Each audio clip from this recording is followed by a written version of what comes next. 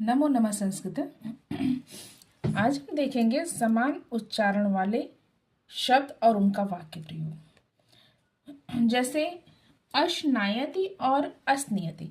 यहाँ पर अश्नायति और अस्नियति एक समान उच्चारण होने वाले शब्द हैं, लेकिन इनके अर्थ अलग अलग हैं।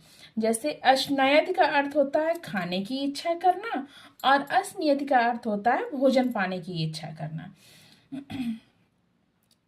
क्षुधार्त अस्नायति। अब अस्नियति का हो जाएगा वाक्य प्रयोग भिक्षुक अस्नियति। अपजानीते और प्रतिजानीते, इनका भी अलग अलग अर्थ होते हैं। अपजानीते का अर्थ हो जाएगा इनकार करना, प्रतिजानीते का अर्थ है प्रतिज्ञा करना। इसका वाक्य प्रयोग हुआ दुष्यंत स्वभार्याम अपजानीते। दुष्यंत ने अपनी पत्नी को इनकार किया, यानी पहचानने से इनकार किया। और देवव्रत प्रतिजानीते, देवव्रत ने प्रतिज्ञा किया।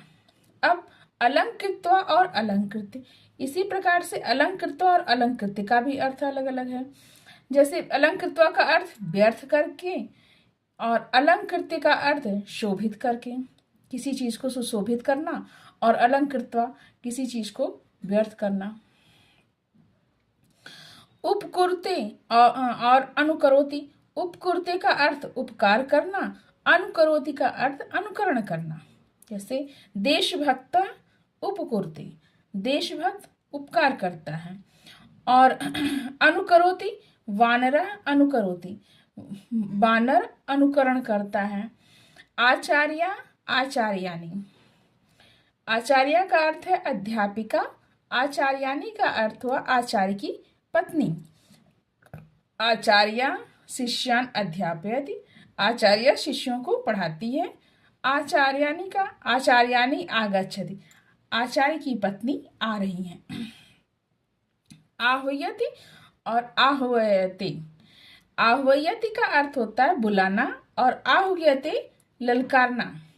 से माता पुत्रम आह्वयति, माता पुत्र को बुलाती है।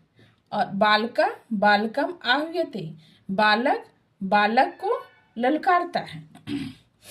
उसी प्रकार आक्रमति आक्रमति, किसी वस्तु का ऊपर उठना। धूम आक्रमति, धुआं ऊपर उठता है। और आक्रमते ग्रहों का ऊपर उठना, मंगल आक्रमते। उसी प्रकार आशी और आसी। आशी का अर्थ है आशीर्वाद और आसी का अर्थ है तुम थी। इस प्रकार से हमारा शब्दों का वाक्य